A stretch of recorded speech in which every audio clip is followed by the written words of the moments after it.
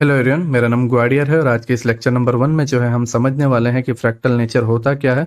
And इसी के base पर जो है हम हमारे एक बेस को क्रिएट करेंगे जिससे हमें पता चलेगा कि जब भी हम चार्ट को देखें तो हमें कहाँ से शुरुआत करनी है। जब हमें पता चल जाएगा कि हमें कहाँ से शुरुआत करनी है, उसके बाद जो कुछ भी डिसीजन हमें लेने होंगे, जो कुछ भी क्रिएट होगा चार्ट के अंदर, वो हम बहुत बेहतर तरीके से समझ पाएंगे एंड उसके अकॉर्डिंग जो है हम डिसीजन ले पाएंगे एंड हमारे लिए जो है ट्रेडिंग काफ़ी हद तक जो है ईज़ी हो जाएगी। ओके, मैं ये नहीं बोल रहा कि ये बहुत आसान है, आप इसको जस्ट अप्लाई करोगे और आपको पहले दिन में ही जो है सारी चीज़ें क्लियर हो जाएगी। नहीं, मैं ये नहीं बोल रहा, बट जैसे ही जब आप इसको समझोगे तो सारी चीज़ें जो है धीरे-धीरे समझ में आना लग जाएगी एंड जब आप इसको अप्लाई करोगे तो सारी चीज़ें जो है आपके लिए ईज़ी बन जाएगी। ठीक है? कुछ टाइम लगेगा, बहुत सारे एग्ज़ाम्पल्स जब आप इसके देखोगे, बहुत सारे ट्रेड्स जब आप इसके देखोगे, इसको बार-बार चार्ट पे बनते हुए देखोगे, तब आपको सारी चीज़ें क्लियर हो जाएगी क्योंकि ये फ्रैक्टल नेचर पे चलता है एंड फ्रैक्टल नेचर जो है बार बार आपको देखने को मिलेगा, हर टाइम फ्रेम पे आपको देखने को मिलेगा, हर जगह आपको जो है ये देखने को मिलेगा। तो पहले जो है हम फ्रैक्टल नेचर पे आते हैं कि फ्रैक्टल नेचर होता क्या है। फ्रैक्टल जो है आपको आस पड़ोस की जो आपकी जगह है, आस पड़ोस की जो कुछ भी आपका माहौल है उसके अंदर आपको देखने को मिलेगा। अगर आप एक ट्री को देखते हो, ठीक है, आप एक पेड़ को देखते हो, तो वो पेड़ के अंदर जब आप दूर से देखोगे, 100 मीटर दूर से जो है आप एक ट्री को देखोगे तो आपको पता चलेगा कि वो एक ट्रायंगल शेप में देखने को मिलेगा। ट्री के ऊपर का जो पार्ट है, मतलब मान लो एक बेसिक सी ड्राइंग में बनाता हूँ, ठीक है। ओके, इस तरीके से कुछ समझो आप।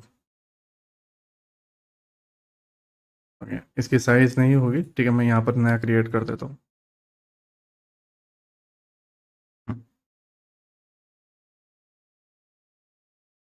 ओके, जब आप दूर से देखोगे तो ट्री कुछ इस तरीके से दिखेगा, नीचे जो पार्ट होता है इस जगह का इस तरीके से। एंड ये ट्री जो है आपको इसकी हाइट जो है इस पार्ट के ऊपर की जो शेप होगा वो मोटा मोटा आपको इस तरीके से देखने को मिलेगा। ठीक है, एंड उसके बाद जब आप इसकी टहनी पर जाओगे तो सेम इसी तरीके से उसकी टहनियाँ जो है आपको देखने को मिलेगी, पहले इस तरीके से, ठीक है, एंड उसके बाद जो है उसमें अलग अलग टहनियाँ देखने को मिल जाएगी, छोटी छोटी। ठीक है, बट ओवरऑल शेप क्या है, अगर आप देखोगे तो ओवरऑल शेप क्या है इस चीज का। सेम इसी तरीके का है, ऊपर ट्रायंगल एंड नीचे का ये पार्ट। हाँ, ये थोड़ा सा पतला है, ठीक है, इसकी जो लेयर है वो थोड़ी पतली है और ये थोड़ा सा जो है चौड़ाई में है। बट हाँ, जो शेप है, जो ओवरऑल जो व्यू है, वो इसी तरीके का है, सेम है। और जब आप इसी टहनी के अंदर वाले इस टहनी पर आओगे तो आपको पत्ते देखने को मिलेंगे। पेड़ के जो पत्ते होते हैं वो जब आप देखोगे तो पत्ते भी डायरेक्ट पत्ते स्टार्ट नहीं हो जाते इस तरीके से, नहीं, डायरेक्ट पत्ते स्टार्ट नहीं होते। पत्ते के स्टार्ट होने से पहले एक लकड़ी होती है उसकी हल्की सी, जो टहनी के साथ कनेक्टेड होती है। ठीक है, मतलब मान लो ये एक टहनी है, उसके साथ ये कनेक्टेड है और ऐसे बहुत सारे पत्ते देखने को मिलेंगे। ओके, तो इसके अंदर भी अगर आप शेप देखोगे तो सेम ये जैसा इस पार्ट है वैसे ही यहाँ पर भी ये जो है एक पार्ट होगा एंड ऊपर जैसे ये ट्रायंगल है सेम ऐसे एक ट्रायंगल होगा। तो हम जितना डिटेल में जाएंगे आपको सेम ही शेप जो है देखने को मिलेगा। 100 मीटर दूर से अगर आप पेड़ देख रहे हो तो भी आपको इस तरीके का शेप देखने को मिलेगा। आप जूम करके इसकी टहनियों को देख रहे हो तो भी आपको ये शेप देखने को मिलेगा। जब आप इसके अंदर और डिटेल में जा रहे हो, पत्ते तक जा रहे हो, तो पत्तों की शेप भी जो है आपको इसी की तरह देखने को मिलेंगे। अगर मैं कोई और एग्जांपल लूं तो आप सभी ने जो है समंदर के किनारे को देखा होगा, ठीक है, नदी के किनारे को देखा होगा, वहां से जो है पानी की जो लहर आती है, वो जो लहर है, ठीक है, अगर आप देखोगे उस लहर के पास अगर आप बीच पर खड़े हो और आप दोनों पैरों को जो है आ, चिपका कर आगे वाले पार्ट को खोल के बैठे हुए हो, ठीक है, अपने पैरों के आगे वाले जो हिस्से है उसको थोड़ा सा खुला रखा हुआ है और आप वो लहर को वहां पे स्टोर करते हो, तो छोटी लहरें भी जो हैं बड़ी लहरों के जैसी ही दिखेंगी। हाँ, साइज छोटा हो सकता है, ठीक है। समंदर की बड़ी लहरें जो दूर से आ रही है किनारे पे, जो वेव्स आ रही हैं, उसका जो आना है, ठीक है, वो भी वैसा ही दिखेगा। और जब आपके पैरों पे वो टकराएंगी वहां पर भी उसका जो शेप बनेगा, जो कुछ भी वो बनता है, ठीक है, इस तरीके से वो पैरों पर भी वैसा ही बनेगा लेकिन छोटा रहेगा। अगर और कोई एग्जांपल दूं तो आप माउंटेन्स को देखते हो, माउंटेन्स का जो शेप होता है वो ऊबड़ खाबड़ होता है, ठीक है, ट्रायंगल शेप में भी होता है दूर से देखोगे तो। बट जब आप उसके नजदीक में जाओगे तो वहां पर बहुत सारे पत्थर पड़े होंगे, वो भी उसी शेप में होंगे, ठीक है, रास्ते भी ऊबड़ खाबड़ हों, बट हाँ साइज छोटी है, लेकिन जो शेप है, जो इमेज है, वो सेम टू सेम है। आप दूर से देखो या आप पास से देखो, आप बड़े लेवल पर देखो या आप छोटे लेवल पर देखो, आपको सेम देखने को मिलेगा, ठीक है। अगर मैं आपको और एग्जांपल दिखाऊं तो इस तरीके से है, ये पूरा बड़ा ट्रायंगल है, ठीक है, पूरा बड़ा ट्रायंगल है। इस ट्रायंगल के अंदर देखो ये बड़ा ट्रायंगल, इसको और जूम करे तो ये ट्रायंगल, जूम करे तो और ये ट्रायंगल, इसको जूम करे तो ये ट्रायंगल, इसको जूम करे तो ये ट्रायंगल, इसको जूम करे तो ये ट्रायंगल, इसको जूम करे तो ये ट्रायंगल। जितना डिटेल में आप जाओगे, जितनी गहराई में आप जाओगे, आपको सेम साइज ही देखने को मिलेगी, सेम शेप ही जो है आपको देखने को मिलेगा। आप समझ रहे हो? आप इसके अंदर कितना भी डिटेल में क्यों ना जाओ, आपको शेप सेम ही देखने को मिलेगा। इससे आपको क्लियर आइडिया आ गया होगा। ये जो है ना, अब इसको जूम क्यों करना पड़ रहा है, क्योंकि अंदर कुछ है, सीधी सी बात है। अंदर कुछ होता ही नहीं तो जूम होता नहीं होता, अंदर कुछ है, वाकई में है, तभी तो जूम करना पड़ रहा है ना। तो जूम इसलिए करना पड़ रहा है क्योंकि अंदर कुछ है। एंड अंदर क्या है, जो बड़े टाइम फ्रेम पर है, जो बाहर से दिख रहा है, जो बाहरी शेप जो दिख रहा है, वही अंदर भी है। और उसके अंदर क्या है, वही जो बाहर दिख रहा है। तो सब कुछ सेम है, जस्ट उसके शेप और उसकी साइज बदली हुई है, सेम मार्केट में, सेम मार्केट में। यहां पर भी एक कैंडल है, ठीक है, डेली टाइम फ्रेम पे, 4 आवर में भी कैंडल है, बट टाइम फ्रेम चेंज हो गया, मतलब साइज चेंज हो गई, बट कैंडल तो है। आप 1 आवर में जाओ, सेलिंग कैंडल्स हैं।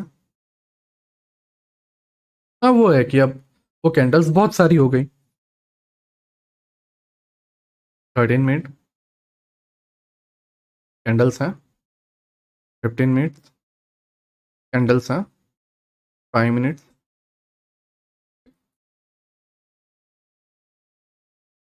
जस्ट साइज बदली है, ठीक है, चीजें सेम की सेम है। हाँ ये है कि बहुत सारी कैंडल बन गई बस। ये शेप और इस शेप के अंदर देखो कितना फर्क है, सिर्फ एक कैंडल अब जाती हुई दिख रही है, बाकी इतनी है। और इस शेप में देखो, 3 कैंडल्स अप, दूसरी 3 4 कैंडल्स अप, फिर यहाँ पर एक कैंडल्स अप, 2 कैंडल्स अप, फर्क दिखा? फर्क समझ में आ रहा है? देखो मे भी ये तुम्हारे लिए आसान हो सकता है, ठीक है, मैं उसमें डिनाई नहीं करता। पूरे यूट्यूब के अंदर जो है मेरा वीडियो फ्रैक्टल का है, उसके पहले एंटायर यूट्यूब पे जो है कहीं पर भी फ्रैक्टल के नाम से एक लेक्चर या एक वीडियो नहीं बना हुआ,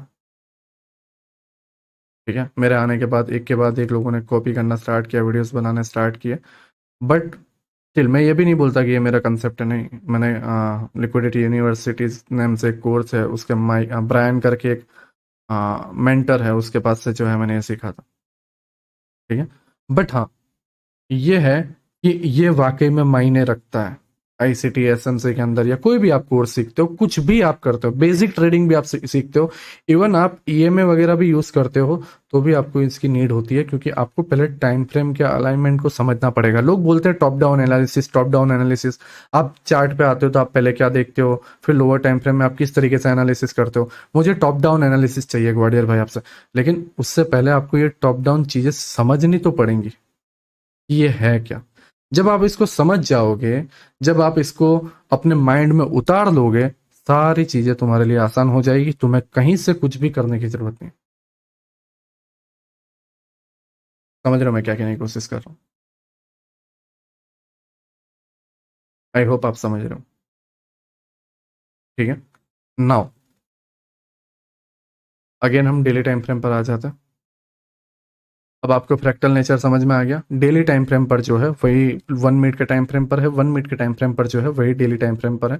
डेली टाइम फ्रेम पर एक ब्रेकआउट हो रहा है, 1 मिनट में भी ब्रेकआउट होगा, लेकिन उसकी साइज के हिसाब से, और डेली टाइम फ्रेम पे ब्रेकआउट हो रहा है उसके साइज के हिसाब से, फर्क है।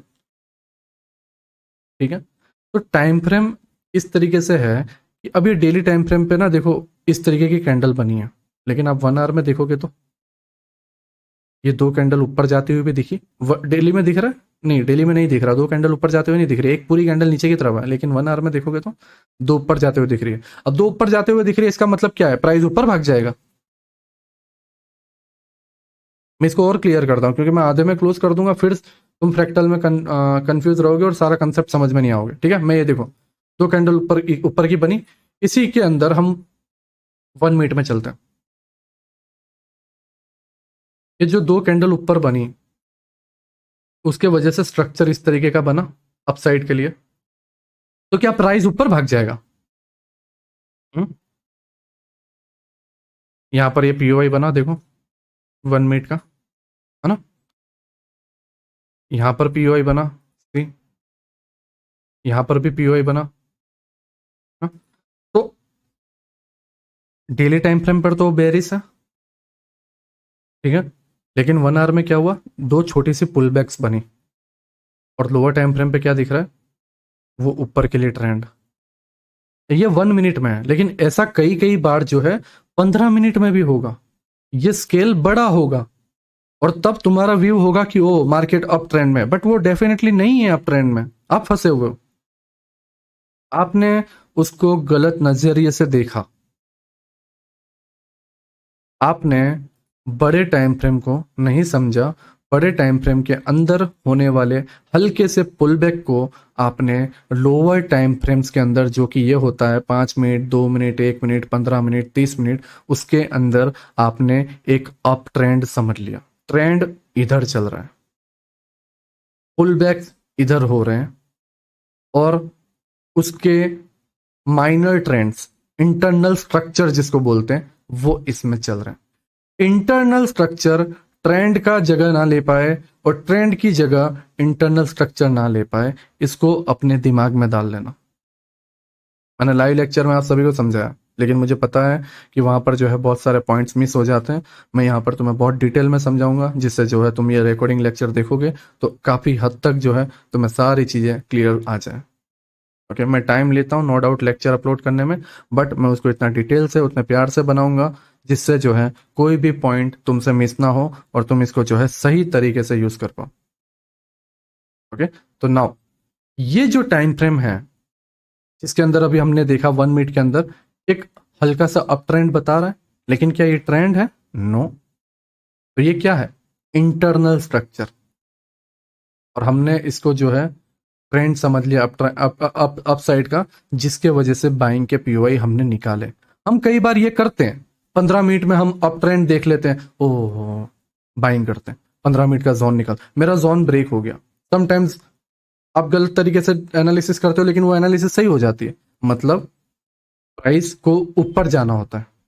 ठीक है, डेली टाइम फ्रेम पर वो ऊपर है, और 15 मिनट में आप अप ट्रेंड देखते हो, आप बाय कर लेते हो, और आप पीओआई लगाते हो, और आपका सक्सेसफुल हो जाता है। बट ऐसे जगह पर जब डेली टाइम फ्रेम पर वो नीचे जाना चाहता है, 1 आवर में जिस माइनर पुल बैक बना है, उसके अंदर अगर आप बाइंग समझ लोगे 5 मिनट के अंदर या 1 मिनट के अंदर, तब आपका पीओआई फेल होगा। फिर आप बोलोगे पहले तो मैंने अप्लाई किया था और मेरा पीओआई जो है सक्सेसफुली वर्क किया, इस बार वर्क नहीं किया। कभी वर्क करता है, कभी वर्क नहीं करता, मैं क्या करूं?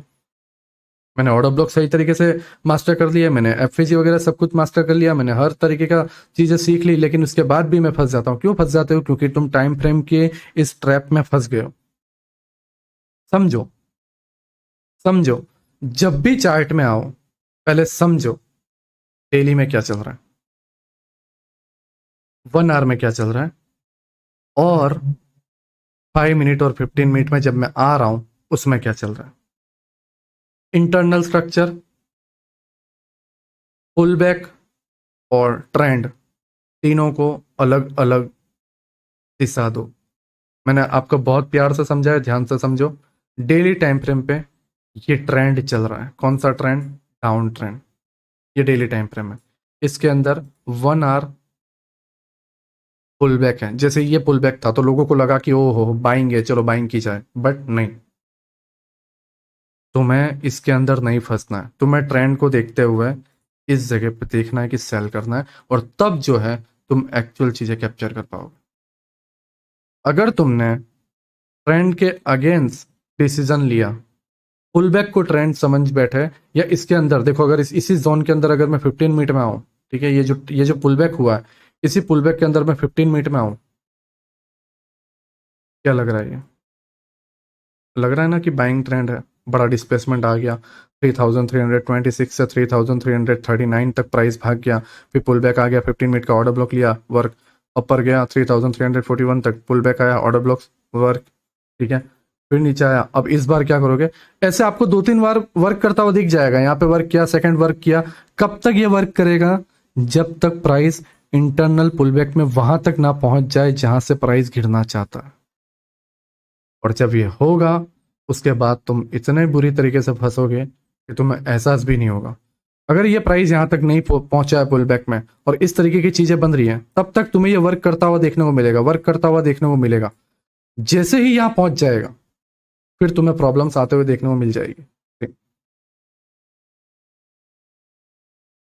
अब आप बोलोगे, ग्वाडियर भाई इस बार 15 मिनट का ऑर्डर ब्लॉक क्यों वर्क नहीं किया? कैसे करेगा? देखो, यहां पे तुम्हें एहसास दिलाएगा। सी, ये तुम्हें एहसास दिलाएगा। तुम 15 मिनट का ऑर्डर ब्लॉक लिया, तुमने ये मार्क किया, और तुम डाल दोगे टीपी इसके अबाव, ठीक है ना, रिजेक्शन भी मिलेगा, तुम बैठ भी जाओगे 3339 पे, 41 गया, एंड ऐसा क्यों? इस यहाँ ये तो वर्क कर गया, ये भी वर्क कर गया, ये भी वर्क कर गया, इधर क्यों? क्यों? क्योंकि पुल बैक था। तुम्हें इस तरीके से देखना था कि ओके, ये पुल बैक हो रहा है, कहां तक जाने वाला है? यहां तक, ठीक है, पुल बैक यहां तक जाने वाला है, तो वहीं तक कैप्चर करूंगा, जैसे टैप, अब मैं इधर का हो जाऊंगा। और ये जो शिफ्ट किया आपने, बाइंग से सेलिंग में शिफ्ट होना, सेलिंग से बाइंग में शिफ्ट होना, कैसे होता है? ये जो गियर हम शिफ्ट कर रहे हैं, ओके, अब बाइंग, अब सेलिंग, ये डिसीजन कैसे आया? कैसे आया? इसको समझते हुए क्या चल रहा है 1 आवर में, और उससे भी बड़ा टाइम फ्रेम क्या चल रहा है डेली में। ये है फ्रैक्टल, सही मायने में फ्रैक्टल। ऑनेस्टली बोल रहा हूं, सही मायने में ये है फ्रैक्टल, कि इसके अंदर जो है आप इस तरीके से जो है फंस जाते हो। सोचो इसके बारे में। सिर्फ एक गलती शुरुआत से ही कर दी कि ट्रेंड को जो है पुलबैक समझ बैठे, पुलबैक को ट्रेंड समझ बैठे, इंटरनल स्ट्रक्चर को जो है कुछ और समझ बैठे। सिर्फ शुरुआत से ही एक चीज गलत, उसके बाद कैसे सारे ट्रेड सही पड़ेंगे तुम बताओ? तुमने अपनी ट्रेडिंग स्टाइल के अंदर पहला डिसीजन ही जो है, मॉर्निंग में उठे चार्ट देख, डिसीजन ही गलत ले लिया।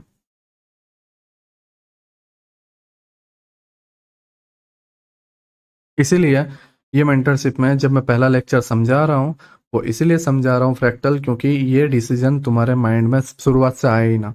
अगर ये नहीं आएगा, आपको सारी चीजें सही देखने को मिलेगी। लेकिन अगर आपने बेस का डिसीजन ही गलत ले लिया, तो आगे जाके लॉन्ग टर्म में जो है आपको प्रॉब्लम देखने को मिलेगी। आपकी नींव जो है बहुत जल्दी ढा दी जाएगी, और आपका जो भी इमारत या आपका जो भी स्ट्रक्चर आपने खड़ा किया है, वो एक झटके में खत्म हो जाएगा। कैसे खत्म हो जाएगा? कैसे खत्म हो जाएगा? क्योंकि आपकी जो नींव है वो डिसीजन ही गलत है। इसीलिए शुरुआत यहां से करनी है। Trend daily, weekly, monthly, daily को लेके चलो फिलहाल, ये बहुत हाई लेवल का है, ये आप बाद में समझोगे। ट्रेंड, अंदर के पुल बैक्स, एंड वो पुल बैक के अंदर का पार्ट हुआ इंटरनल स्ट्रक्चर, इंटरनल मूव। तो ये जो मूव आया 15 मिनट के अंदर, ये जो मूव है ये इंटरनल मूव है। तो इंटरनल मूव कहां तक आएगा? वो भी समझो, एंड उसके हिसाब से जो है तुम सारे डिसीजन ले पाओगे। ओके, तो ये था मेरा फ्रैक्टल आपको क्लियर करने का तरीका। मैंने आपको फ्रैक्टल समझा दिया कि किस तरीके से फ्रैक्टल होता है। अब जो है जो कुछ भी मैं समझाऊंगा, जो कुछ भी मैं आपको लर्निंग दूंगा, आप उसको जो है बहुत बेहतर तरीके से अपने माइंड में जो है अप्लाई कर पाओगे। ओके, नाउ ये आपका फ्रैक्टल क्लियर हो गया, आपको समझ में आ गया कि आखिर प्रॉब्लम कहाँ पर आ रही है। 90% प्रॉब्लम सब यूजर्स की यहाँ पर आती है। सर मेरा ऑर्डर ब्लॉक वर्क नहीं किया, सर मेरा मिटिगेशन ब्लॉक वर्क नहीं किया, सर मेरा एफपीजी वर्क नहीं किया, सर मेरा ये नहीं हुआ, सर मेरा वो नहीं हुआ। क्यों? क्यों? क्योंकि जो देख रहे हो, जो कर रहे हो, वो गलत कर रहे हो। आई होप आप मेरी चीज़ों को समझ रहे हो, मैं क्या कहने की कोशिश कर रहा हूँ। नाउ जो है हम 3 स्टेप के अंदर जो है आते हैं कि हमारा 3 लेयर क्या है। ठीक है, अब हम बेस को स्टार्ट करते हैं। पहली चीज, जैसा हमने बताया, डेली टाइम फ्रेम पर जो है आपको एक ट्रेंड पता करना है। ट्रेंड कैसे पता करेंगे, ये भी एक बड़ी प्रॉब्लम है। ठीक है, दूसरा, उसी ट्रेंड के अंदर एक जोन निकालना है जहां से बाउंस हो। मतलब एक होता है ना पुल बैक आना, वो जोन। ठीक है, ऐसा नहीं है कि माइनर पुल बैक, नहीं, पूरा रिवर्सल। पुल बैक क्या होता है, 2-3 कैंडल की पुल बैक आ गई, फिर वापस ट्रेंड को कंटिन्यू करेगा, नहीं, ये है पूरा रिवर्सल। समझ रहे हो? पूरा ट्रेंड बेरिश था, अब हो गया बुलिश, या बुलिश था तो अब हो गया बेरिश। जो डेली टाइम फ्रेम को सपोर्ट करे। डेली टाइम फ्रेम का जोन हमने निकाला, डेली टाइम फ्रेम बता रहा है ओके बाय, 1 आवर के अंदर रिफाइन करके हम जोन निकालेंगे, ओके बाय, 15 मिनट में रिफाइन करके हम जोन निकालेंगे, ओके बाय। ये हुआ हमारा 3 layer. Layer number 1, daily time frame पे एक जोन निकालना। लेयर नंबर 2, एक ऐसे जोन को रिफाइन करना जहां से डेली टाइम फ्रेम के डायरेक्शन को सपोर्ट मिला, जिससे हम उस जोन से एग्जिट बाय कर पाए और हमारा एसएल छोटा हो। तीसरा, उसी के अंदर एक और माइनर स्विंग, माइनर जोन निकालना जिससे हमारा एसएल और छोटा हो और हम इसको जो है और बेहतर तरीके से कर पाए। ओके, नाउ डेली पे आते हैं,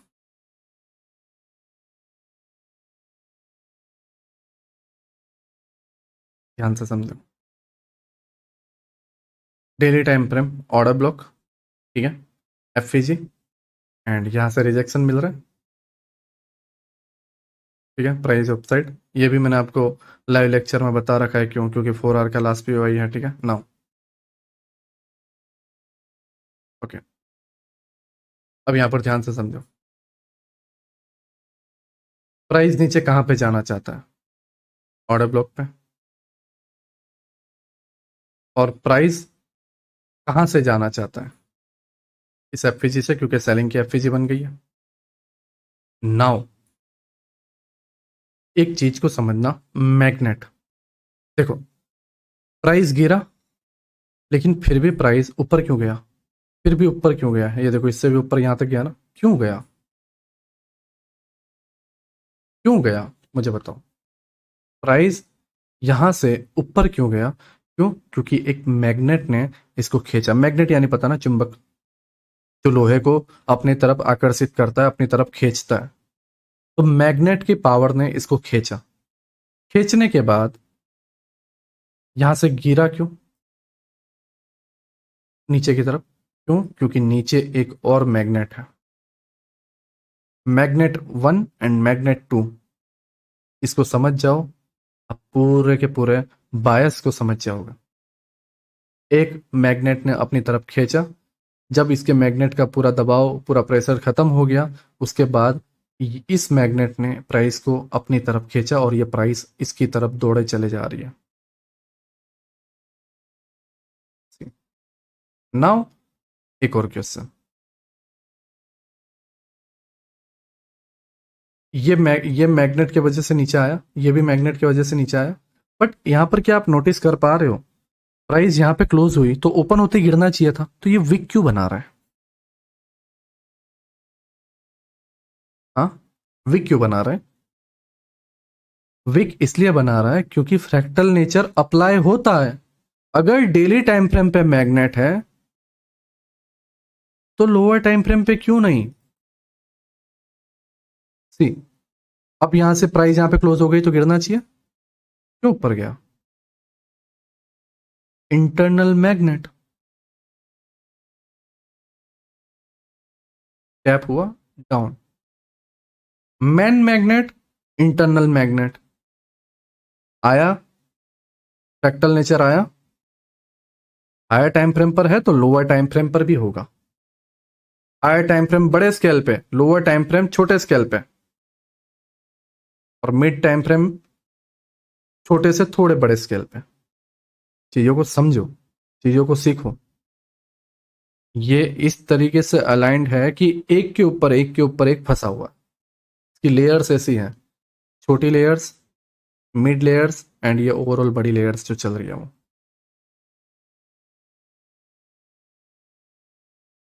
समझो इसे। अब ध्यान से एक और चीज, बड़े टाइम फ्रेम का मैग्नेट यहाँ पे ऊपर की तरफ था, तो यहां पर छोटे छोटे 1 मिनट के ऑर्डर ब्लॉक बने होंगे, वो टूटे होंगे। क्यों टूटे होंगे? क्योंकि बड़े टाइम फ्रेम के मैग्नेट के अगेंस्ट में बनने वाले पीओआई टूटते हैं, फेल होते हैं, और वो डन होने के बाद प्राइस नीचे गया तो बड़े टाइम फ्रेम का मैग्नेट नीचे था, तो सेलिंग के पीओआई टूटे नहीं, वर्क किया, फिर सेलिंग का पीओआई एक्चुअल में वर्क किया। अब यहाँ पे बाइंग के पीओआई बने होंगे, वो टूटे। क्यों टूटे? क्योंकि बड़े मैग्नेट का पावर नीचे की तरफ खींच रहा था और हम उसके अगेंस्ट में प्राइस को धकेलने की कोशिश कर रहे थे, लेकिन हमारे कैपिटल में या हमारे हाथ में इतना पावर नहीं है कि हम प्राइस को पुश कर सकें बड़े मैग्नेट के अगेंस्ट में। समझो इसे। ये एक मैग्नेट है जिसको जोन बोल रहा हूं, जोन को मैं मैग्नेट बोल रहा हूं, बायस को। ये बायस नीचे की तरफ है 3315 के आसपास, लेकिन मैं अब थोड़ा बेवकूफी कर रहा हूं, मैं अपनी एक पागलपंती कर रहा हूं कि नहीं, मैं तो यहीं से बाय करूंगा इस 15 मिनट के पीओआई से और प्राइस को पुश करने की कोशिश करूंगा। हिला लो, फॉरेक्स मार्केट को हिलाना है तो। कितने कैपिटल से? 1000 कैपिटल, $2000 कैपिटल, हाँ, $1,00,000 के कैपिटल, हिला लो। तुमसे एक कैंडल भी बनती हो तो नहीं बनेगी। तो गलती कौन कर रहा है?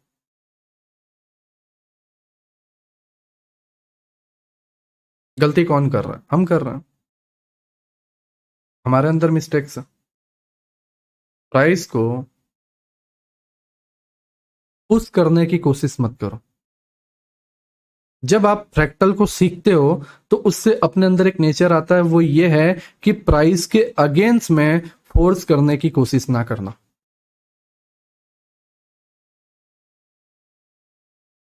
समझो, प्राइस जिस बहाव में बह रहा है उस बहाव में स्विमिंग करो और तुम अपने टारगेट तक पहुंच जाओगे।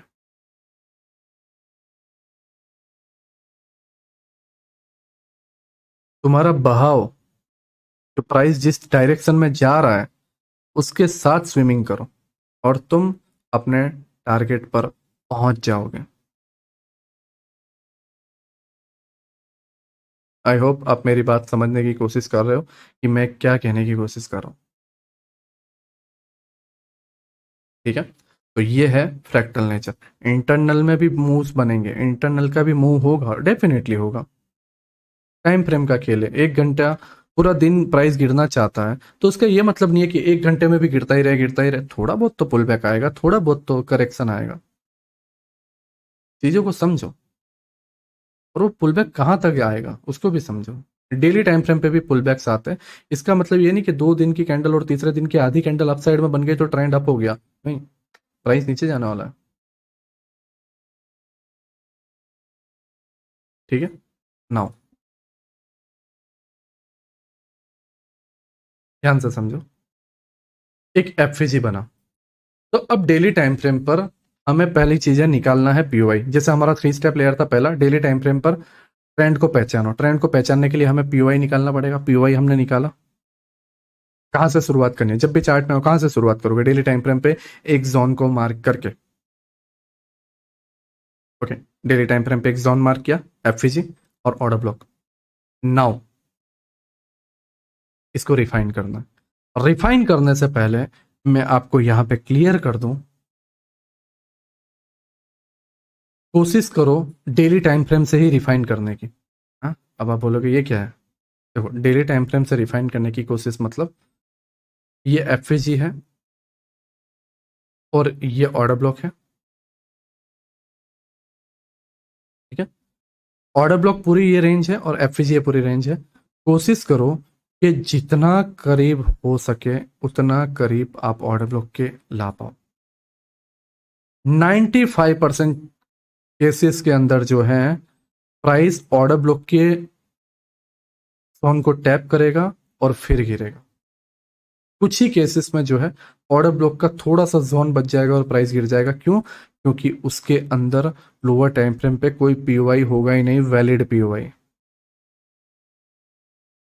जो वैलिड पीओआई होगा, एक्चुअल पीओआई, वो यहीं पे होगा। इसके ऊपर प्राइस कुछ होगा ही नहीं, बचा ही नहीं होगा जिसको टैप करने जाए, तो प्राइस यहां से गिर जाएगा। लेकिन हाँ, जैसा मैंने आपको बताया, मैग्नेट, ऑर्डर ब्लॉक एक मैग्नेट का ही काम करता है। जब प्राइस ऑर्डर ब्लॉक या एफएजी को टैप करने जाता है डेली टाइम फ्रेम के, तो उसके अंदर ये जो ऑर्डर ये जो ऑर्डर ब्लॉक है, ये मैग्नेट का काम करता है। पूरी कोशिश करता है कि यहां तक खींच पाए।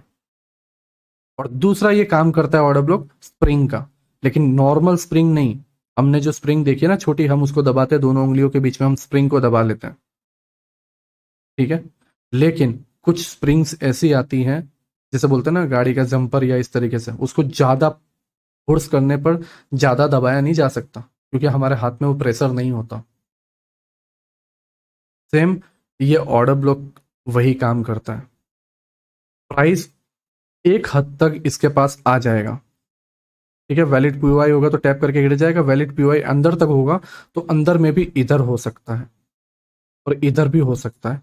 लेकिन प्राइस क्या करेगा, यहां पर आने के बाद ज्यादा दबाव नहीं ले पाएगा, क्योंकि ये प्राइस इस स्प्रिंग को ज्यादा दबा नहीं पाएगा और प्राइस गिर जाएगा। समझो इसको, ये स्प्रिंग की तरह वर्क करता है। स्प्रिंग का एक हद होती है, उससे ज्यादा नहीं दबती। छोटी स्प्रिंग दब जाएगी। ठीक है, क्यों? क्योंकि हमारे उंगलियों के अंदर ज्यादा पावर है, वो छोटी स्प्रिंग के अंदर ज्यादा पावर नहीं है। सेम ऑर्डर ब्लॉक की साइज छोटी होगी, मतलब स्प्रिंग छोटी है, दब जाएगी जितना दबाना चाहो। लेकिन ऑर्डर ब्लॉक का लेंथ बड़ा है, ज्यादा दबने की कोशिश नहीं करेगा एंड प्राइस को धकेल देगा। क्यों? क्योंकि यहां पर आप ये समझो कि एक अलर्ट जारी हो जाता है जब प्राइस ऑर्डर ब्लॉक के जोन में जैसे एंटर करता है। एक अलर्ट जारी हो जाता है कि प्राइस अब कभी भी नीचे की तरफ धकेला जाएगा या ऑर्डर ब्लॉक के ऑपोजिट डायरेक्शन में धकेला जाएगा। क्यों? क्योंकि अब प्राइस प्रेशर में आ चुका है, ऑर्डर्स ट्रिगर होना स्टार्ट हो चुके हैं, ट्रेंड चेंज होने वाला है, अगर वो वैलिड पीओआई है तो। ओके, तो ये स्प्रिंग का काम मैंने आपको बता दिया, ये मैग्नेट की तरह किस तरीके से वर्क करता है कि एफवीजी को पूरी कवर करने की कोशिश करता है। तीसरी चीज कि जरूरी नहीं है कि हर बार पूरा ऑर्डर ब्लॉक टैप हो। क्यों? क्योंकि समटाइम्स थोड़े से पार्ट से लेके ही चला जाता है, जैसे कि यहां पर आप देखोगे, ठीक, ऑर्डर ब्लॉक यहां से शुरुआत होती है, लेकिन ऑर्डर ब्लॉक के बीच में इतना गैप रह गया। ठीक है, ये प्राइस जो है ऑर्डर ब्लॉक को टैप किए बिना ही चला गया। क्यों यहां से क्यों चला गया, वो मैं आपको बताता हूँ। ऑर्डर ब्लॉक यहां तक है और इसके बीच में इतना गैप है, वो मैं आपको बताता हूँ। तो पहला स्टेप था डेली टाइम फ्रेम पे पीओआई निकालना। पीओआई में भी ध्यान रखना कि सबसे नजदीकी, मतलब जो ऑर्डर ब्लॉक है, ऑर्डर ब्लॉक को किनारे तक प्राइस आए, सबसे नजदीक तक जो है प्राइस आए, एफवीजी पूरा कवर करे। पहली चीज। ओके, अब नाउ दूसरी चीज, इंटरनल जोन फाइंड करना, जिसके अंदर हम बोलते हैं रिफाइन करना, 4 आवर 1 आवर। ठीक है, तो अभी हम 4 आवर पे चलते हैं। 4 आवर में हम चले तो ये ऑर्डर ब्लॉक की रेंज है। ऑर्डर ब्लॉक में कहीं पे पीओआई है ना? ठीक है, तो पीओआई कहां पर है 4 आवर के अंदर? सीधी सी बात है, डेली टाइम फ्रेम के एफवीजी के अंदर। ये एफवीजी और ये 4 आवर का ऑर्डर ब्लॉक। ओके, तो अब आप देखोगे प्राइस ये रिफाइन किए हुए जोन को टैप करके नीचे गिर गया। अब रिफाइन किया हुआ जोन जो 4 आवर का है उसको मैंने ऑरेंज कलर दे दिया, प्राइस इसको टैप किया और गिर गया। अब इसको हम और रिफाइन करें 1 आवर में, तो सी ये डेली टाइम फ्रेम का ऑर्डर ब्लॉक वाला जोन है। उसके अंदर आप बोलोगे कि नीलेश भाई देखो ये रहा 1 आवर का ऑर्डर ब्लॉक। ठीक है, मैं एग्री करता हूँ। ओके, 1 आवर का ये ऑर्डर ब्लॉक है। लेकिन क्या आप यहाँ पे नोटिस करोगे, मैं ये 4 आवर का हटा रहा हूँ, मैं आपको डेली और इसके अंदर 1 आवर के बीच में बता रहा हूँ, ठीक है। अब ये 1 आवर का हमने निकाल दिया, प्राइस क्यों नहीं आया इसको टैप करना? प्राइस इसलिए नहीं आया, हमने फ्रैक्टल नेचर अप्लाई किया, डेली टाइम फ्रेम पे ऑर्डर ब्लॉक भी हमने देख लिया, लेकिन यहाँ पर हमने ऑर्डर ब्लॉक जब रिफाइन किया तो प्राइस इसको टैप करने क्यों नहीं आया? क्योंकि ये जो ऑर्डर ब्लॉक है वो एक इनसाइड बार कैंडल के अंदर है। ये इनसाइड बार कैंडल है जिसके अंदर एक दो कैंडल आ जाती है, तो ये तीनों कैंडल मिला के, ये मेन कैंडल, ये मिड वाली कैंडल और ये थर्ड कैंडल, तीनों कैंडल मिला के बनती है एक कैंडल दूसरी कैंडल और तीसरी कैंडल, इनके बीच में कोई गैप नहीं बचा, ये वैलिड पीओआई नहीं है। दूसरी चीज, समटाइम्स प्राइस जो है वैलिड पीओआई बनाएगा। मान लो इस जगह पर अगर वैलिड पीओआई नहीं होता, मतलब वैलिड पीओआई होता, तो उस केस में भी क्या प्राइस इसको टैप करने आता? मैं बोलूंगा नहीं, रेयर केस में आता। क्यों?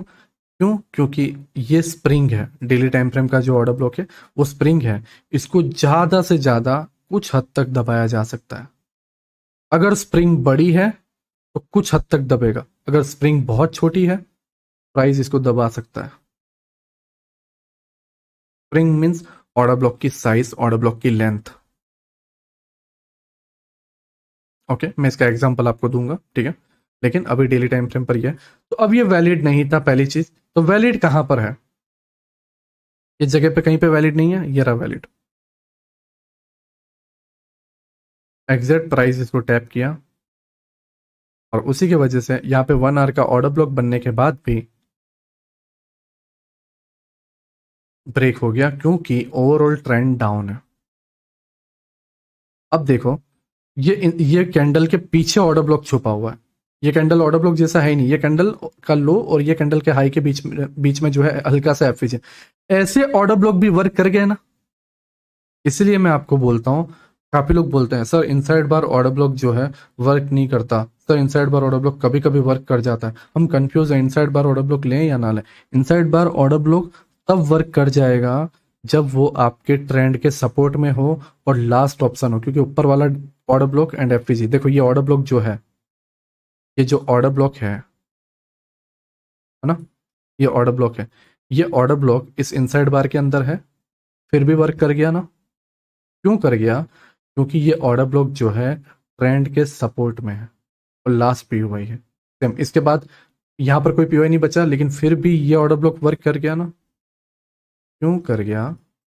क्योंकि ये लास्ट पीओआई में है और आपके ट्रेंड के सपोर्ट में। अब ये ट्रेंड के अगेंस्ट में वैलिड पीओआई भी नहीं वर्क कर रहे, सोच लो तो इनसाइड बार कैसे वर्क करेगा? सारा खेल ट्रेंड का है, सारा खेल डायरेक्शन का है, सारा का सारा खेल फ्रैक्टल का है। जब आप फ्रैक्टल को देखोगे आपको समझ में आ जाएगा कि सही डायरेक्शन कौन सा है, सही ट्रेंड कौन सा है, सही पीओआई कौन से हैं, सब कुछ जो है आप इसके अंदर समझ जाओगे।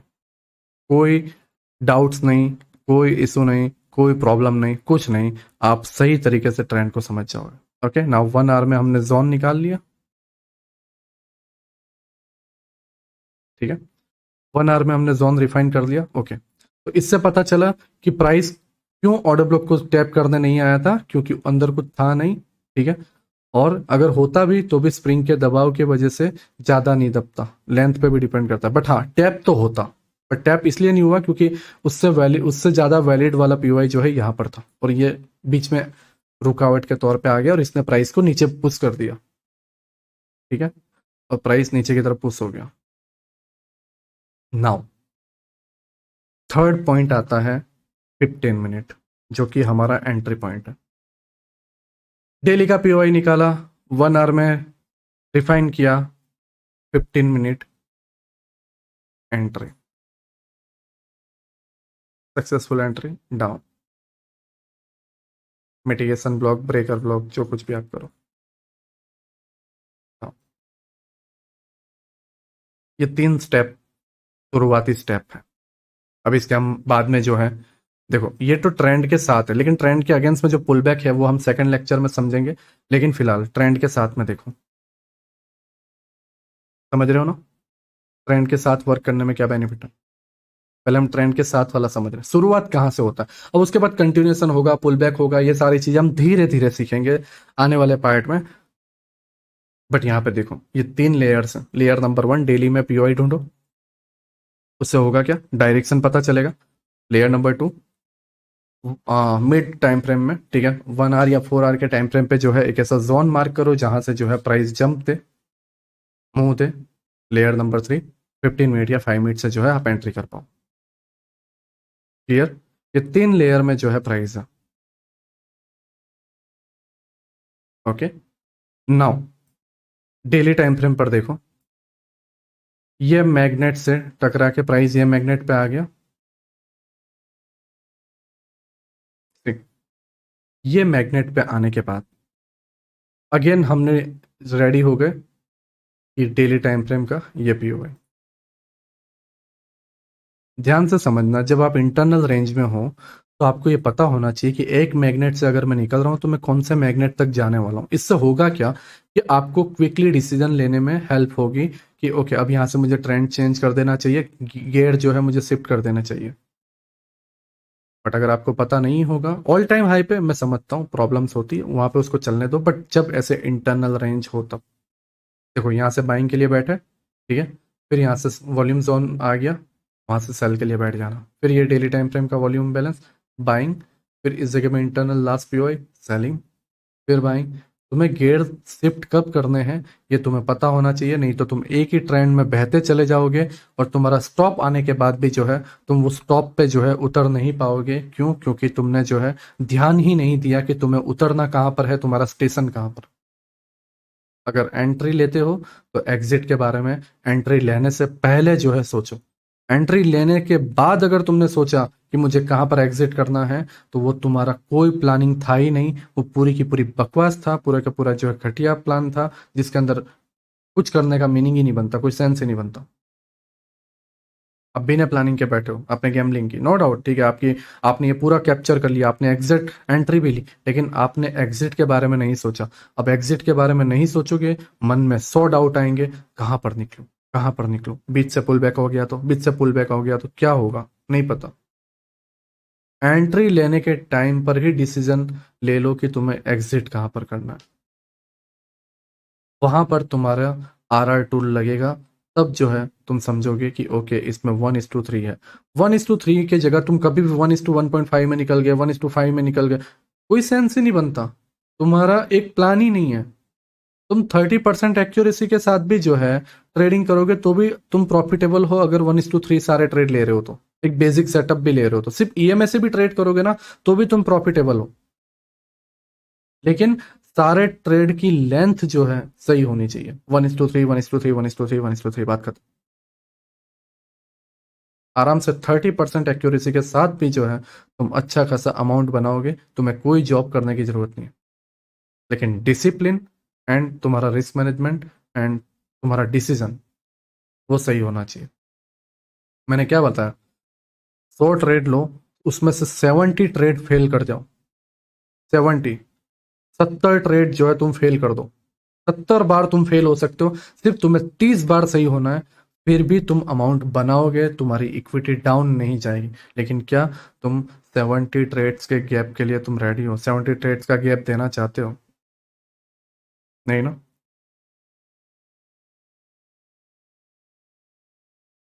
वो चीज़ है।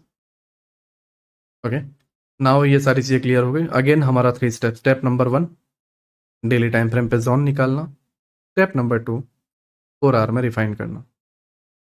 ध्यान से समझो, मैंने एक्चुअल में ऑर्डर ब्लॉक निकाला, ठीक है, ध्यान से देखो, मैंने पूरा एफवीजी नहीं लिया कि एफवीजी भी ले लूँ ऑर्डर ब्लॉक भी ले लूँ, नहीं, मैंने ये लिया। अगर एफवीजी और ऑर्डर ब्लॉक लेते तो क्या होता, ध्यान से समझो, ये पूरा जोन ले लेते हैं, यहाँ पर आया 3 कैंडल, आप क्या बोलोगे, ओ हो 3 कैंडल स्विंग बन गया है, अब तो डेफिनेटली जो है मैं इसके अंदर रिफाइन करूंगा और प्राइस जो है अप साइड में फटेगा, ये ऊपर का जो ऑर्डर ब्लॉक या जो जोन है वो फेक है, ठीक है, ये 15 मिनट का ये वाला पार्ट या ये वाला पार्ट आपने ले लिया, आप बोलोगे अब मैं यहाँ से बाय करूंगा, येलो कलर।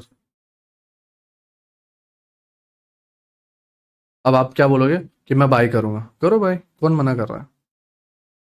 ठीक है, क्यों? क्योंकि आपने डेली टाइम फ्रेम पे क्या देखा, 3 कैंडल स्विंग, चौथा कैंडल के लिए आप क्या सोच रहे हो कि वीक यहाँ पर आए चौथी कैंडल की, या यहाँ कहीं पे वीक आ जाए और मैं इसकी वीक पे जो है बाय कर लूंगा और पूरी फोर्थ कैंडल की एक्सपेंशन पकड़ूंगा। ठीक है ना, यहाँ पर ध्यान से देखो।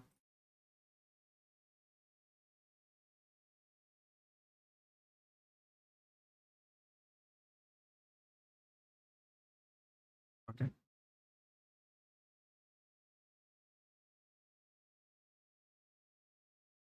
ट्रेड। अब आप बोलोगे लिक्विडिटी ग्रैब हो गया, कुछ भी हो गया, ठीक है। यहाँ पर देखो ऑर्डर ब्लॉक एंड एफवीजी है, इसको टैप किया आपने, एंट्री ले ली। अब आप क्या बोलोगे, ठीक, पहला फेल हो गया कोई बात नहीं, लेकिन चौथी कैंडल ने लास्ट वाला पार्ट ले लिया, अब यहाँ से तो अच्छा खासा बाउंस जाएगा। ओके, और यहाँ पर देखो आपको डिस्प्लेसमेंट भी देखने को मिला, डिस्प्लेसमेंट के साथ यहाँ पे एक पीओआई भी देखने को मिला। नाउ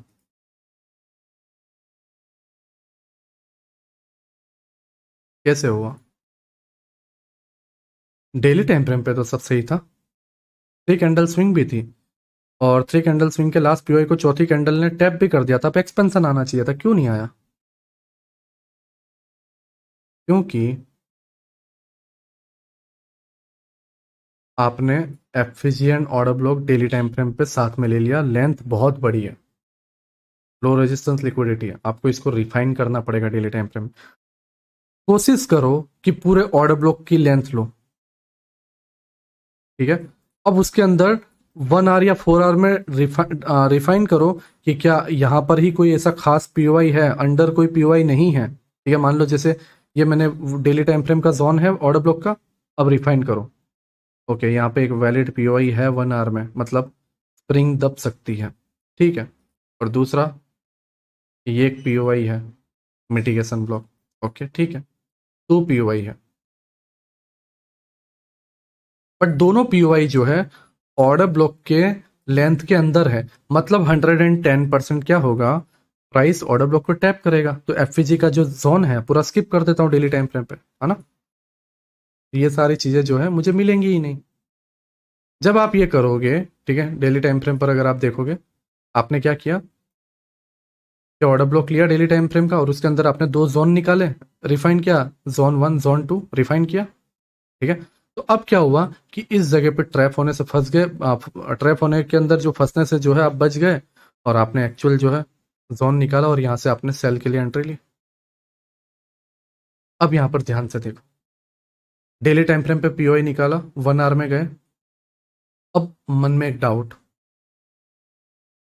बिल्कुल होगा, और डाउट क्या है, पहला पीओआई या दूसरा? सबसे टफ पार्ट है ये डिसीजन लेना कि पहला पीओआई या दूसरा। कैसे लोगे, कैसे लोगे?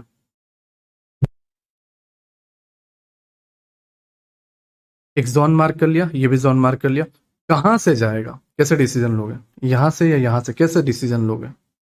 लेके दिखाओ। मैंने आपको पहले ही बताया था, अगर आपके ऑर्डर ब्लॉक के रेंज में आ गया है, प्राइस टैप होते ही ट्रिगर करने की कोशिश करेगा, स्प्रिंग ज्यादा नहीं दबेगी।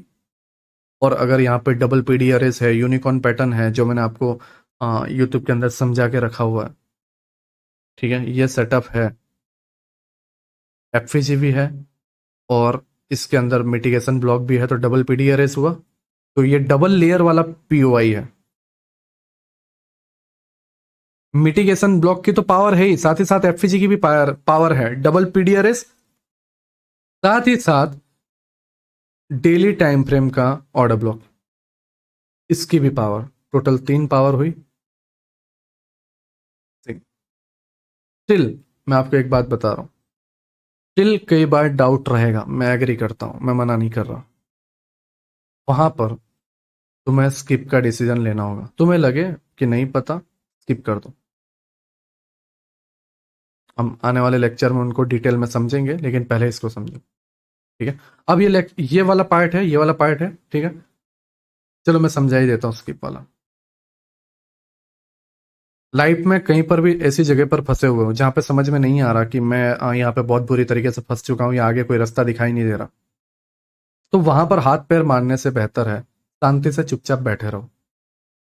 बहुत सारी प्रॉब्लम्स होंगी, बहुत सारे जो है हर्डल्स होंगे लाइफ में, कुछ समझ में नहीं आएगा क्या करूं, चारों तरफ से रास्ते बंद हो रहे होंगे, आगे का नहीं पता, आगे रास्ता कहाँ जाएगा नहीं जानते तुम, सब कुछ बंद हो गया होगा। वहां पर शांत बैठ जाओ, एकदम चुप, और धीरे धीरे धीरे धीरे धीरे धीरे चीजों को होने दो। अभी यहाँ पर लेयर 1 लेयर 2 है, हम नहीं जानते कहाँ से जाएगा, ठीक है, एक एक पल के लिए मान लेते कि हम नहीं जानते। अब जब नहीं जानते कि क्या होने वाला है, कहाँ से जाने वाला है, स्किप कर दो। क्यों? क्योंकि एसएमसी के अंदर, आईसीटी के अंदर लोगों का यह मानना है कि वो बिग प्लेयर को जो है उसके फुटप्रिंट को जो है पता लगाते हैं। 110% वो झूठी बात है। तुम एग्जैक्ट डेटा निकाल ही नहीं सकते एसएमसी आईसीटी से कि ओ यहाँ पर जो है बड़े ऑर्डर्स बैठे हुए हैं, ओ यहाँ पर जो है बड़े पीओएस बैठे हुए। एग्जैक्ट डेटा तुम नहीं निकाल सकते, एक अनुमान लगा सकते हो।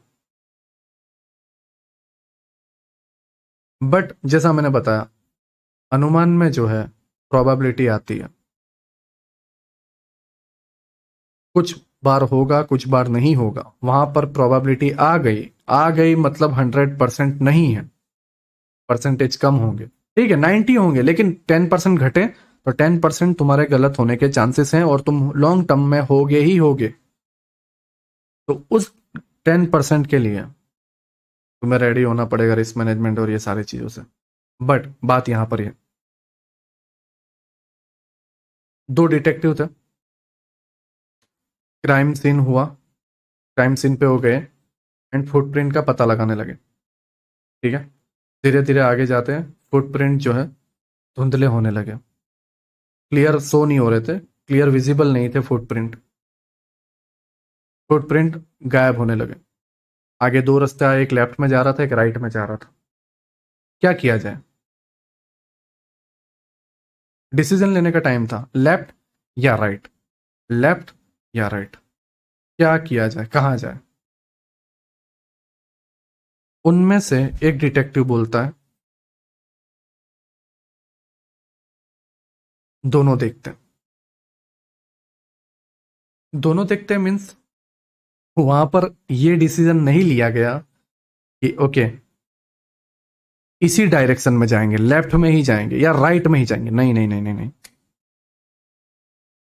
दोनों को देखते हैं और फिर डिसीजन लेंगे। समटाइम्स जब ऐसे जोन बने, वेट करो, एनालिसिस करो। उसने एनालिसिस की दोनों रास्ते की और जहां पर फुटप्रिंट मिले उनका उसने पता लगाया, उनके पीछे वो गए, जिसके वजह से प्रोबेबिलिटी काफी हद तक कम हो गई। सेम जोन 1 जोन 2 है, कभी कभी तुम में क्लियर नहीं होगा क्या होगा क्या नहीं, वेट करो, कुछ मत करो, ठीक है, ऐसा मत लगाओ कि मैं यहाँ पे भी ये लगा के बैठ जाता हूँ, यहाँ पे भी नहीं, कोई सेंस नहीं बनता, कोई मीनिंग नहीं बनता, वेट करो। फिर क्या होगा?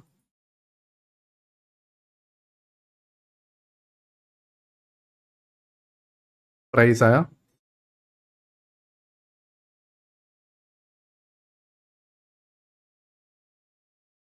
डिस्प्लेसमेंट हुआ, क्लियर हो गया कि प्राइस यहाँ से जाने वाला है। क्या इसकी जरूरत थी? नहीं। क्या प्राइस यहाँ से मूव कर गया तो तुम्हारी लाइफ में कुछ बदलाव आ गए, तुम्हारी जिंदगी बर्बाद हो गई, तुम्हारा कैपिटल उड़ गया? नहीं। कुछ भी हुआ? नहीं। कुछ भी गलत हुआ? कुछ भी गलत नहीं। ये मिस हुआ, तो क्या मिस हुआ तो वापस एंट्री देने के लिए प्राइस नीचे नहीं आया? ठीक, लास्ट पीओई एफईजी वगैरह सब यहाँ पर है, नहीं आया क्या? आया। समटाइम्स बैठे रहना भी बढ़िया होता है, स्किप कर देना भी बढ़िया होता है। इसका यह मतलब नहीं है कि तुमने अपनी लाइफ में कुछ खो दिया। बहुत दबाव आ सकता है, मे भी, हाँ होगा, लाइफ में बहुत सारे दबाव होंगे, बट स्किप कर दो, और स्किप करोगे तुम्हें सही जोन मिल जाएगा।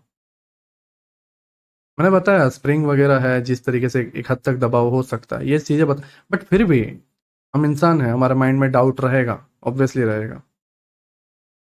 उस जगह पर तुम्हें डिसीजन लेने के लिए वेट करना है, उसको जाने दो। और फिर जब श्योर हो जाए कि यही था, तो प्राइस के पुल बैक आने का वेट करो और फिर ले लो। सीधी सी बात है। तो कहां पर तुम्हें रुकना है, कहां पर तुम्हें नहीं रुकना, ये तुम्हें पता होना जरूरी है। और जब तुम ये जान लोगे, तुम्हारे हर डिसीजन सही होंगे। लेकिन गैम्बलिंग करोगे तो मे भी तुम सही हो सकते हो, मे भी तुम्हें इसमें अच्छा खासा ये रिवॉर्ड मिल जाए, लेकिन एक बार भी ये फेल हुआ तो वही प्रोबेबिलिटी में आ जाओगे और इसी के अंदर फंस जाओगे। अभी चलो यहाँ पर 2 POI है, मे बी समटाइम्स 4 होंगे, किस पे भरोसा करोगे? 2-3 SL लेने के बाद वो लास्ट वाले POI से गया, तब हिम्मत ही नहीं आएगी लास्ट वाले POI से ट्रेड करने की। तो कभी कभी इंतजार करना बेहतर होता है डायरेक्ट डिसीजन लेने से। उसमें प्रोबेबिलिटी की जो नंबर्स हैं वो कम हो जाते हैं। ओके, मैंने आपको फ्रैक्टल नेचर डेप्थ में समझाया, मैंने आपको 3 लेयर्स समझाए, और इन्हीं लेयर के ऊपर जो है अब आने वाले जो पार्ट्स हैं हम उसको समझेंगे step by step by step. But जैसा मैंने आपको बताया, पहला ट्रेंड समझो। ट्रेंड हमने डेली टाइम फ्रेम पे समझा कि ये ट्रेंड के लिए ये जोन है, यहाँ से बाइंग निकलने वाली है। उसी ट्रेंड के अंदर जोन निकालो जिससे पता चले कि कहाँ से ट्रेंड आने वाला है। इस जोन से बाइंग का ट्रेंड आने वाला था, और ऊपर का जो डेली का था जहां से सेलिंग का ट्रेंड आया तो ये था। ठीक है, ये जो डेली टाइम फ्रेम का POI था ऑर्डर ब्लॉक, उसी के अंदर रिफाइन करके हमने 1 आवर का POI निकाला और वहां से सेलिंग का ट्रेंड आया। तो डेली टाइम फ्रेम पे जोन निकाल के सेलिंग का ट्रेंड, बाइंग का ट्रेंड पता करो, ट्रेंड पता करो 1 आवर में। ये जोन पता करो, स्टेप 2। स्टेप 3, 15 मिनट में यहाँ पे एंट्री, 15 मिनट में यहाँ पर एंट्री, आप उसके बारे में पता करो। ज्यादातर केस में आपको ये जोन जो है 5-6 पॉइंट के ही देखने को मिलेंगे, 3-4 पॉइंट के ही देखने को मिलेंगे। तो वहां पे मुझे नहीं लगता कि आपको 15 मिनट में रिफाइन करने की या ये सारी चीज़ों की ज़रूरत है। आप डायरेक्ट एंट्री ले सकते हो। ओके, तो ये एक स्टेप है। अब इसके बाद अगर आप देखोगे, ये पुल बैक भी तो हुआ ना। ये पुल बैक कैसे कैप्चर करें नहीं जानते, सेकंड लेक्चर में हम इसको समझेंगे। एक्सपेंशन आया, एक्सपेंशन को कैसे कैप्चर करें नहीं जानते, उसको हम समझेंगे। डिस्प्लेसमेंट आया, इसके साथ कैसे डील करें नहीं जानते, हम उसको समझेंगे। कंटिन्यूएशन, इसको कैसे डील करें आने वाले लेक्चर में उसको समझेंगे। इंटरनल, जो मैंने आपको टाइम फ्रेम में बताया था कि यहाँ पर तो ये है, यहाँ पर मिड पुल बैक है, 1 मिनट 5 मिनट में वो इंटरनल रेंज बन जाता है। इंटरनल रेंज के साथ कैसे डील करें नहीं जानते, उसको हम आने वाले पार्ट्स में जो है समझेंगे। सारी चीज़ों को स्टेप बाय स्टेप जाने वाले। लेकिन हाँ ये है कि सारी चीज़ें शुरुआत यहीं से होती है, ये मेन पॉइंट है। और ये मेन पॉइंट है, अगर आप इसको समझ जाओगे कि ये मेन पॉइंट है, तभी जो है सारी चीज़ें सही डायरेक्शन में आपको समझ में आती हुई समझ में आ जाएंगी। नहीं तो आप ये समझ ही नहीं पाओगे कि ये पुल बैक है या ये पुल बैक है, ये कंटिन्यूएशन है या ये कंटिन्यूएशन, कुछ समझ नहीं पाओगे। ये रिवर्सल पॉइंट है या ये रिवर्स, कुछ समझ नहीं पाओगे जब तक ये ना समझ पाओ कि ये 3 लेयर में ये चीज़ें हैं। Layer number 1 daily time frame पे जोन निकालना, ट्रेंड पता करना। Layer number 2 mid time frame पे जो है आपको रिफाइन करना है जोन को। लेयर नंबर 3 15 मिनट में एंट्री। ओके, इस लेक्चर के अंदर जो है मैंने हर एक डिटेलिंग में सारे पॉइंट्स कवर किए हैं। आने वाले टाइम फ्रेम में जो है, आने वाले लेक्चर्स के अंदर जो है हम सारी चीज़ें कवर करेंगे, हर एक टाइम फ्रेम को हम समझेंगे। ठीक है, एंड उसके बाद जो है आपको सारी चीज़ें माइंड में स्टेप बाय करके जो है सारी चीज़ें क्लियर होते हुए जाएगी। ठीक है, मैंने पूरी कोशिश की है कि जो भी तुम्हारे डाउट्स हों उसको जो है मैं कवर करूँ, क्लियर करूँ। ठीक है, आपने इसके अंदर देखा होगा इनसाइड बार से लेके इंटरनल रेंज से लेके सब कुछ मैंने फ्रैक्टल के अंदर क्लियर कर दिया है। उसके बाद भी कोई डाउट्स हो तो मुझे बता देना। ठीक है, और वो सारी चीज़ों को जो है हम समझने की कोशिश करेंगे। बाकी के आने वाले रिकॉर्डेड लेक्चर जो है मैं जल्दी अपलोड कर दूंगा। लेक्चर नंबर 1 जो है यहाँ पर क्लियर होता है। ठीक है, एंड नाउ मैं एक नए डिस्कॉर्ड बनाने की कोशिश कर रहा हूँ, बिना नॉइस के, बिना इशू के, जहाँ पर जस्ट हमारा एक स्टूडेंट्स हो और कोई ना हो, जो लिमिटेड ही हो, बट एक क्लीन डिस्कॉर्ड हो जहाँ पर कोई इशू ना आए और सही तरीके से आप डाउट्स पूछ सको, अपने चार्ट के एनालिसिस कर सको, जहाँ पर एक ट्रेडिंग कम्युनिटी बने, ठीक है। आप डिस्कशन कर सको, हर तरीके की चीज़ें हो सके वो आप कर पाओ, ठीक है। उसके लिए मैं डिस्कॉर्ड बनाने के लिए दे चुका हूँ। जैसे ही डिस्कॉर्ड आएगा मैं पर्सनली आप लोगों का नंबर वेरीफाई करके और आपका यूज़र नेम वेरीफाई करके जो है मैं आपका उसका एक्सेस दूंगा। एंड उसके अंदर जो है कैसे मॉडरेटर्स वगैरह के साथ आपको बात करनी है, कैसे आपके डाउट्स वगैरह पूछने हैं, सारी चीज़ें मैं जो है उसके अंदर करके दूंगा, ठीक है। लेकिन उसके लिए मैं आपको बाद में अनाउंसमेंट करूंगा एंड पर्सनली मैं आपको कांटेक्ट करूंगा। पहला लेक्चर यहाँ पे क्लियर होता है, ठीक है। लेक्चर 2 में जो है हम आने वाले चीज़ों को समझेंगे। सभी का शुक्रिया अभी तक देखने के लिए, सभी को बाय।